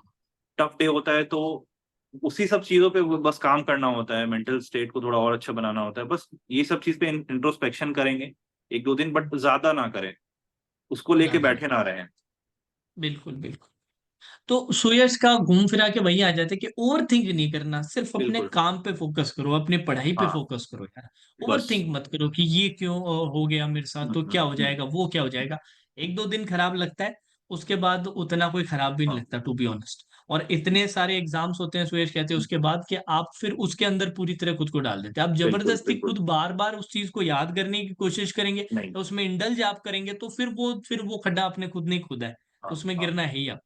पर और अगर सर आप एक और थोड़ा सा चीज, लेवल, हाँ हाँ, एक चीज और। एक डायरी मेकिंग जरूर करें, ओके ओके। कि मैंने एग्जाम में इतने अटेम्प्ट्स करे हैं, इतने मैं एक्सपेक्ट कर रहा हूँ, और इतना मेरे को जब स्कोर कार्ड आया है तो मेरे को इतने मार्क्स आए हैं।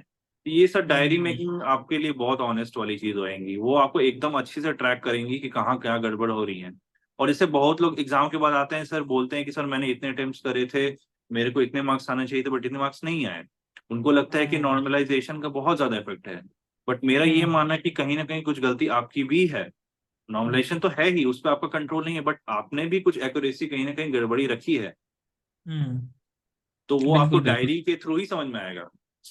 बिल्कुल बिल्कुल। तो सुयश आप सभी से डिमांड कर रहे हैं बेसिकली कि लॉग बना के रखो यार अपना, कि हाँ परफॉर्मेंस का, जैसे कि हाँ आरआरबी से अपनी शुरुआत होगी, तो हाँ। बना के रखो कि यार आरआरबी के मैंने इतने अटेम्प्ट्स किए, इसमें इसमें इतने अटेम्प्ट्स किए।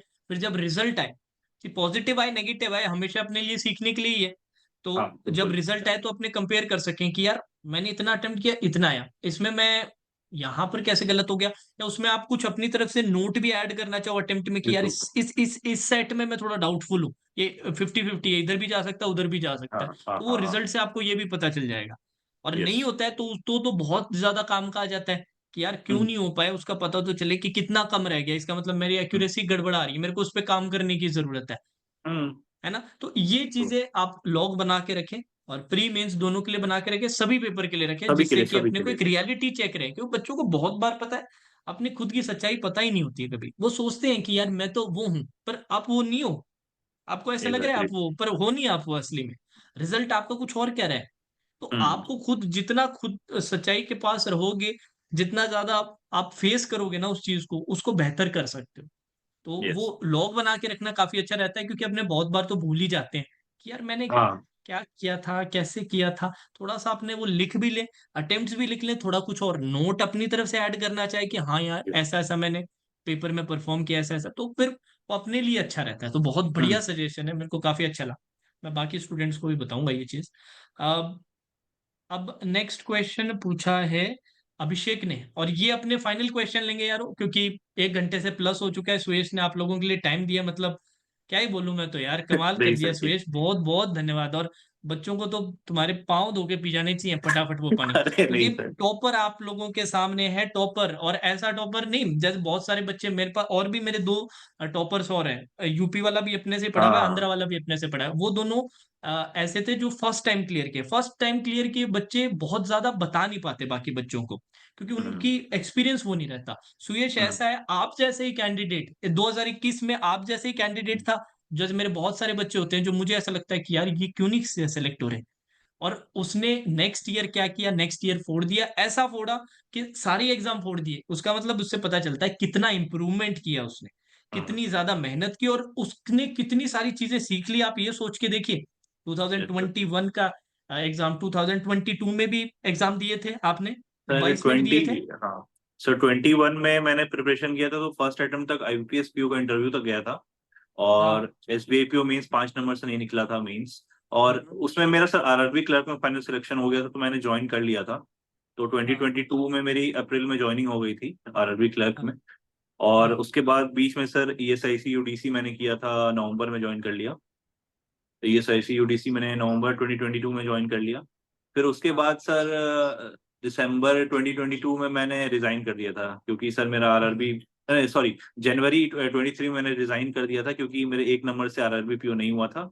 और मुझे सर हम्म, सेटिस्फेक्शन नहीं हो रहा था कि मैं बार बार जॉब के थ्रू फंसे रह जाऊंगा, मैं नहीं निकल पाऊंगा हम्म। इन छुट्टियों से। तो मैंने बहुत बढ़िया रिजाइन कर कैसे, दिया। मैंने फिर 2023 में पूरा शुरू किया वापस, फिर मैंने सारे एग्जाम निकाले। क्या मतलब कितनी सारी चीजें हैं यार सुयश से सीखने की, मैं तो खुद सुन के मोटिवेट हो गया हूँ।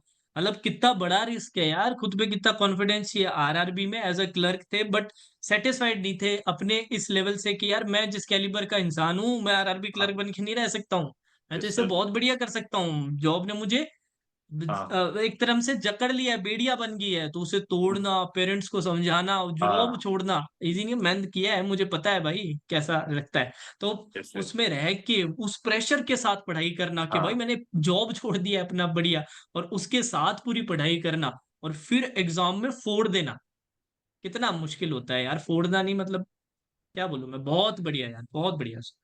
अब जाते जाते लास्ट क्वेश्चन है अपने, भाई किसका है ये, अभिषेक का है। वो ये पूछ रहे हैं कि रीजनिंग मेंस का किस पैटर्न में या किस ऑर्डर में आप पेपर अटेम्प्ट करते थे, क्या सही अच्छा। पैटर्न है, मॉक्स के लिए भी बता दो, जैसे मॉक्स में अभी से हम लगाने लग जाएं और वही चीज फिर पेपर में भी फॉलो करें। ये लास्ट क्वेश्चन है गाइज आज, फिर उसके बाद अपने साइन ऑफ करेंगे। आ, सर पहले तो देखेंगे कि मिसलेनियस है, तो मिसलेनियस को पहले उड़ाएंगे। और नहीं, सबसे पहले sir mark for review button, जैसे मैं बोलता हूँ, पहले 1-2 मिनट, ठीक है। 2 मिनट पेपर ओवरव्यू करेंगे। मिसलेनियस मिला वहां पे, मार्क फॉर रिव्यू बटन दबाएंगे, उसको पहले बनाएंगे, उड़ाएंगे। फिर सेकेंड राउंड पे जाएंगे मार्क फॉर रिव्यू पजल्स के लिए। अगर डुएबल पजल है जो कि प्री के जैसा दिखता है, प्री के पैटर्न बेस्ड है, थोड़ी सी लेंदी है, तो उसमें से फिल्टर आउट करेंगे, दो में से एक पजल पहले कर लेते हैं, तो वो हो जाएगा। उसके बाद फिर अगर बचता है टाइम, तो आप क्रिटिकल रीजनिंग को दे सकते हो। ठीक है। तो पहले मिसलेनियस करेंगे, फिर पजल ओके करेंगे, अगर पजल नहीं होता तो फिर क्रिटिकल पे जाएंगे। ओके ओके, चलो जी, परफेक्ट गाइस। तो सारे अपने ने डिस्कशन कर लिए हैं और कमाल का सेशन रहा है। आई होप सभी को काफी फायदा मिला होगा जिन बच्चों ने भी आज ज्वाइन किया। और सुयश को सभी के सभी थैंक्स कर दो। बहुत बहुत थैंक यू। धन्यवाद सुयश, ऑल इतना द समय बेस्ट। निकालने के लिए यार। 1 घंटे से प्लस का टाइम दिया है आपने अपने संडे से। सर। अभी सुयश एक्चुअल में अभी फ्लैट्स देखने जाएंगे उधर मुंबई में। अभी यस सर। जगह ढूंढ रहे हैं कि कहाँ अपने रहना है, उसके लिए ढूंढ रहे हैं, हाँ। फ्लैट्स ढूंढने जाएंगे। आप लोगों के लिए समय निकाला है, उसको पॉज करके कि अब सीधा वहीं के लिए निकलेंगे फ्लैट ढूंढने। हाँ। तो धन्यवाद सभी का बनता है सुयश के लिए। थैंक और यू। ऑल द बेस्ट यार मैं तो, एवरीवन, अच्छे से करना। चलो जी, ठीक है और गाइस, है ना। और कुछ जाते जाते एक बार सुयश 1 2 लाइनें बोल दो, उसी के साथ अपने कंक्लूड कर देंगे सीधा। बस बस सर, बस अब फाइनल टचअप है आप लोग का, बढ़िया से कीजिएगा। रिवीजन पे ध्यान दीजिए, जीए पे ध्यान दीजिए, जीए आप शुरू कर दें। कंप्यूटर इजी है, उसको भी उठाना शुरू कर दें आप, बिल्कुल। अभी से आप लग जाएं मिसेलेनियस चीजों पे, बाकी मेंस के क्लासेस और ये प्रैक्टिस और रिवीजन पे ध्यान दें। कॉन्सेप्ट रिवीजन मैं हमेशा कहता हूँ लास्ट लास्ट तक रिवाइज करें। आप उस पे कभी नहीं छोड़ें कि मेरे को आता है, मेरे को मेंस में नहीं बन रहा है, बस मैं मेंस का सॉल्यूशन देख करके वहां डिसाइड कर लेता हूँ। नहीं, एक बार आप आधा घंटा 15 मिनट लगेगा कॉन्सेप्ट रिवाइज करने में। जैसे मैंने कितनी बार सर की कोडिंग डिकोडिंग इनपुट आउटपुट मैंने रिवाइज की है। इनफैक्ट अभी भी मैं कल लास्ट सर का इनपुट आउटपुट बैच का रिवाइज कर रहा था अपने आगे प्रिपरेशंस करने के लिए। तो रिवीजन करने के लिए आप कभी पीछे ना रहें, बस अब आप लग जाएं। अभी से थोड़ा सा टाइम लेकर के शुरू कर देंगे तो ज्यादा बेटर रहेगा एडवांस में। बस अब एग्जाम का सीजन स्टार्ट होने वाला है, एक बार आप लगने जाएंगे, आप लगते ही रह जाएंगे, एग्जाम देते रह जाएंगे, आपको टाइम नहीं मिलेगा। इसलिए आप जो भी क्लासेस हो रही है प्री बैलेंस बना के रखें, प्री मेंस और बाकी सारे रिवीजन, बस इसका ध्यान रखें। चलो जी, तो इन्हीं शब्दों के साथ अपने साइन ऑफ करते हैं। सुयश का एक बार फिर से थैंक्स अलॉट सुयश। और जितने बच्चे भी जुड़े, बहुत बहुत धन्यवाद यार। इन चीजों का फायदा उठाइएगा, क्योंकि फायदा उठाएंगे तो आपको ही फायदा मिलेगा और किसी को तो मिलेगा नहीं। चलिए जी, that's all for today session. Okay Suyash, thank Radhe you Radhe sir. सभी को।